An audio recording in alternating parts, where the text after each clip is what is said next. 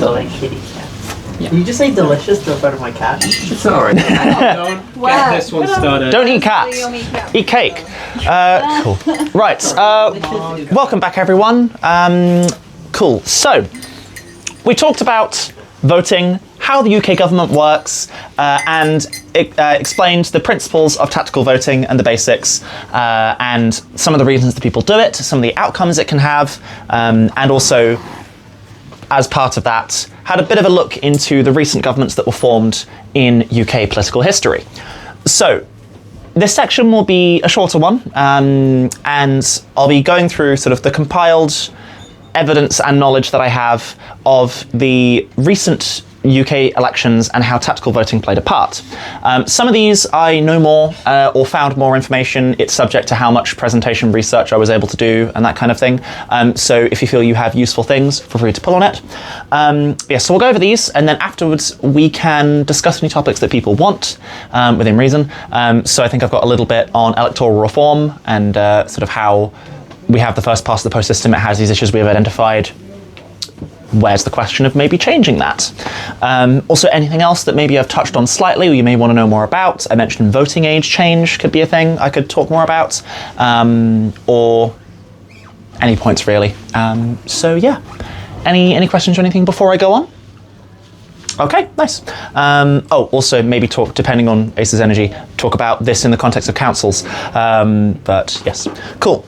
So, 2015. The 2015 general election was the first election, so the incumbent government was the Conservative and Lib Dem coalition that was mentioned. They had been putting in a very unpopular measure known as austerity, or rather unpopular among the general electorate, which was essentially being austere with the public finances, that is to say, cutting a lot of things that invested in the people, like libraries was a famous one, schools, wherever the government was spending money on the public and the people, the idea was they cut back to try and help the country's economic situation after the 2008 financial crash. Now, generally doing austerity isn't popular with the people, so this next election was really going to be a pretty dicey one. And also the coalition itself was struggling. It was the Conservatives, which range from being centre-right to quite far-right, and then also had the Lib Dems, who were far more centrist, and even had sort of centre-left elements. So an instance of tactical voting among the electorate there is a lot of UKIP voters were promised a referendum, as mentioned. So we can see here that the number of Reform voters have increased over time, and there is sort of a fairly sizable vote share, which is currently just below 15% in the, sorry, not vote share, opinion poll. So, you know, they were, opinion-wise, in May of 2010, so this was sort of after the previous election. I should have got a graph that was more recent, I'm realising now. But, you know, were the third biggest opinion-wise party to include. Also, one of the big pushes for the Brexit referendum came within the Conservative Party, as mentioned by this quote here, which I shall now recite. Cameron chose to commit to a vote not because the country's population was clamouring for one, but because a significant minority of his own MPs, many of them frustrated by the constraints of coalition, were demanding that he do so. Some because they feared that UKIP would cost them their seat, or the seats of too many of their colleagues, at the next election. Some because they wanted out of the European Union, and were more than happy to leverage that fear to their advantage. Sorry, as it got further down, it got harder to read. Yes, so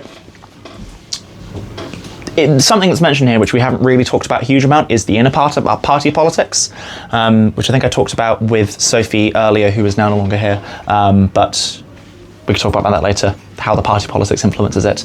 But as it says here, MPs, Conservative MPs, feared that they would lose their seats to Reform. Not Reform, UKIP. Sorry, that's the third iteration of UKIP. Yes.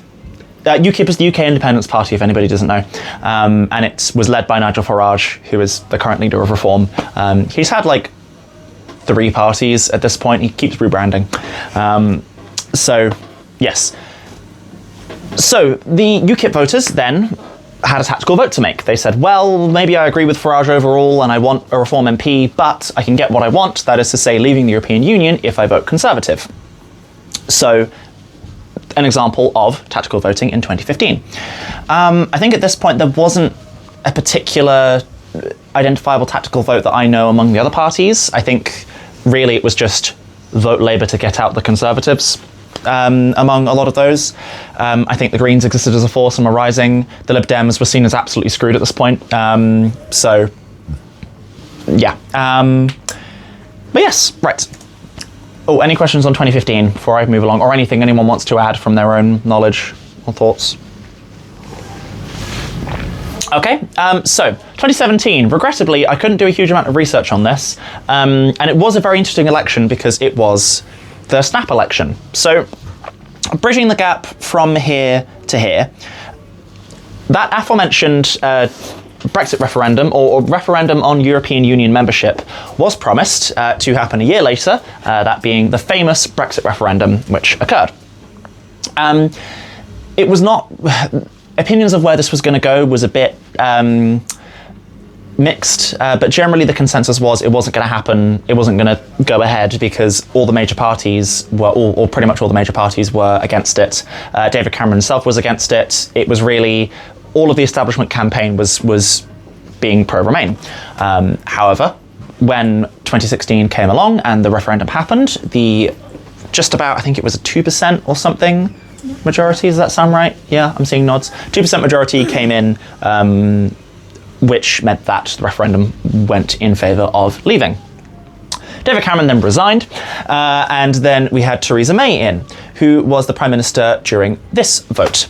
Now, do I have the results of these? I have them on the earlier slides, so I'm going to skip back very annoyingly. So the coalition that the majority that they had was 331, which was a slight majority of 8. Now, because a lot of, 8-ish, a lot of the Conservative MPs were, so plenty of them were pro-Brexit, but a lot of them weren't, and now had this mandate to deliver or promise to deliver that a lot of them didn't want to do. So there were a lot of rebellion issues, it was just political chaos. It was a great time. Getting into politics in 2015 was a really choice year. I have 1 year of normality before everything.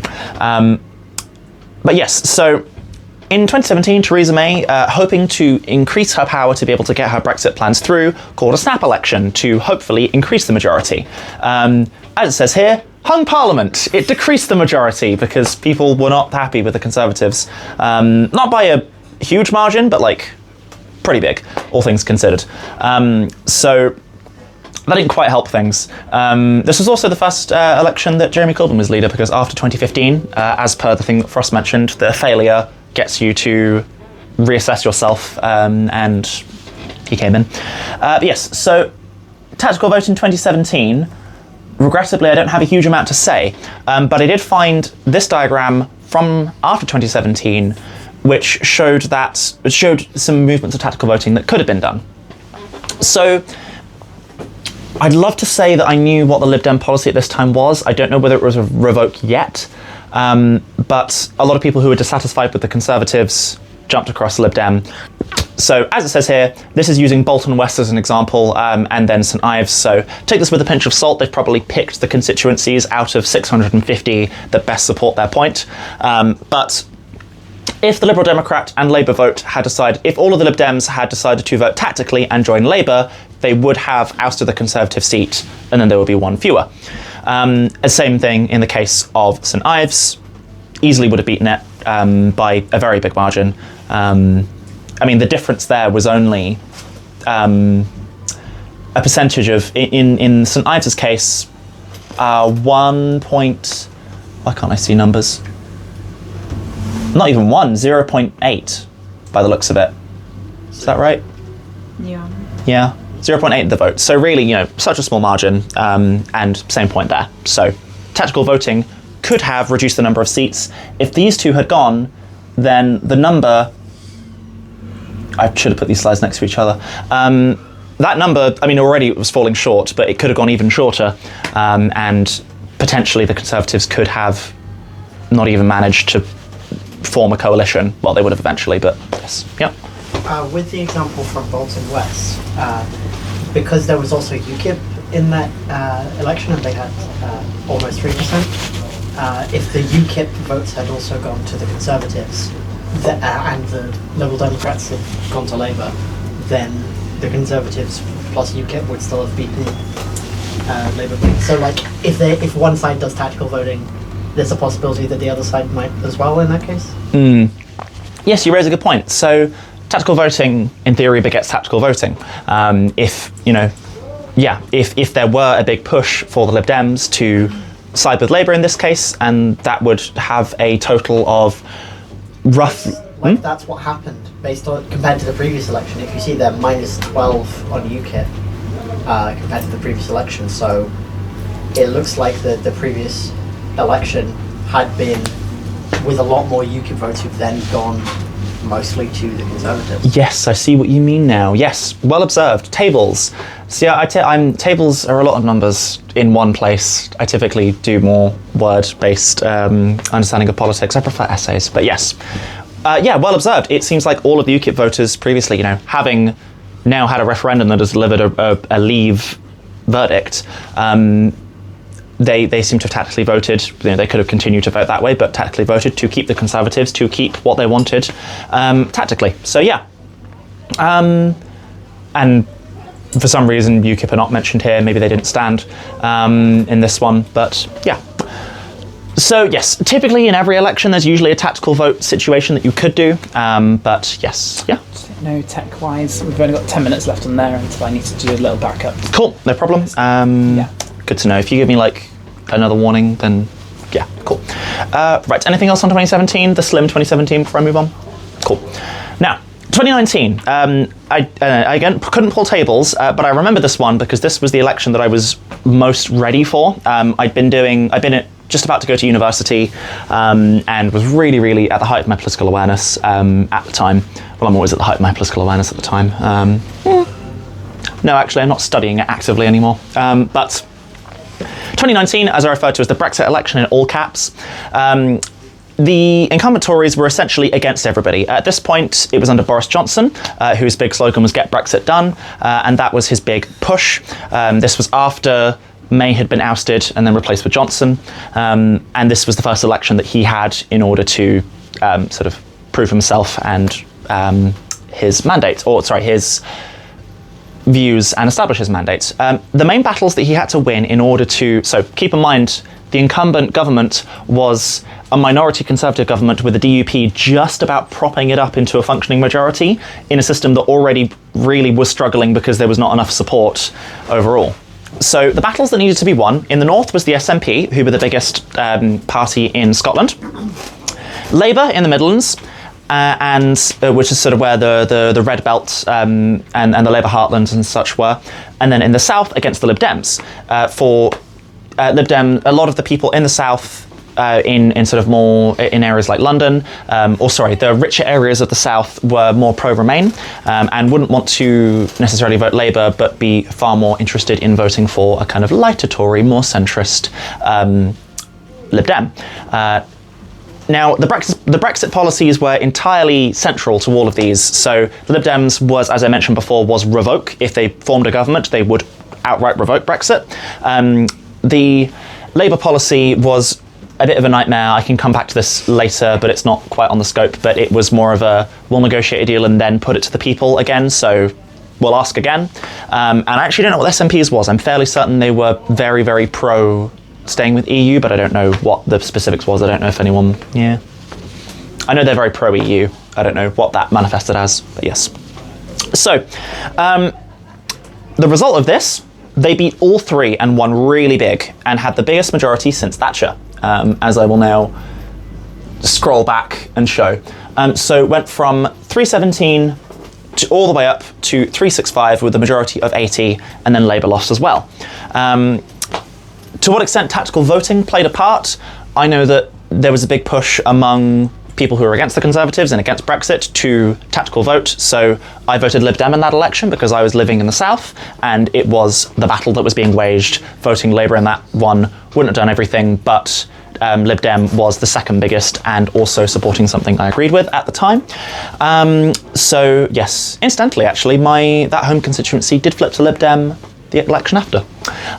But yes, so all three of those, that's the tactical vote in each of the cases, and people who supported Brexit voted in favour of the Conservative tactically. People who opposed in those three groups voted against, but neither managed to successfully win. So another example, tactical voting, moving ahead. We've only got two more. Oh no, one more. So that was that one. Anything to add, anyone, on that? Cool. Oh yes. Just with the SNP in Scotland, Yep. they were often the Labour and Conservatives both often framed their elections as being it's us or the SNP, but they were both doing that. So in lots of seats, they were basically saying you have to vote for us if you want to remain in the UK. If you want to vote for the Union, you have to vote against the SNP. So because they are in favour of this change that some voters would not be in favour of, other parties can kind of use that against them because there's like a stark distinction and there's like a tactical reason to like have a big reason to be against the SNP in the same way that people might be very against other various parties that have like a key difference. Yeah, definitely, yeah. So, yeah, summing that one up, yes, SNP, a lot of the marketing, or a lot of the pushing that was done to vote for SNP was SNP, Scottish National Party. Fun fact, Boris Johnson misquoted their name as the Scottish Nationalist Party, and was like, and then was called out on it by the speaker, and it's like, what, no, I'm right. And it's like, you're not right. It's like, okay, sorry, I was wrong. It's like, love it when the Prime Minister doesn't know the actual name correctly of one of the biggest governing parties in his parliament. Not governing, biggest parties in the parliament. But yeah, so yes, and in this case, because they're Scottish National Party, one of their stated aims is to achieve Scottish independence or something of the sort. So one of the campaigns that was pushed was not Brexit related, was if you vote for SNP, you will no longer be in the Union. So yeah. And similar things would have been done in each of these. Jeremy Corbyn at this time was the Labour leader, and he took a much more left-wing stance, so that was almost it was definitely used to try and stop people voting Labour in the heartlands. So yes. Our most recent elections, so pulling from there to here, bridging the gap, we had a fun roundabout of all sorts of people. Boris Johnson gave way to, so he resigned. Oh god, it was after Partygate, wasn't it? Yeah. I forget. All of that was such a whirlwind. Kinda. It was like a long, protracted, horrible, slow, painful death. Yeah. Series of And then catastrophes. he eventually Like crawling, trying to.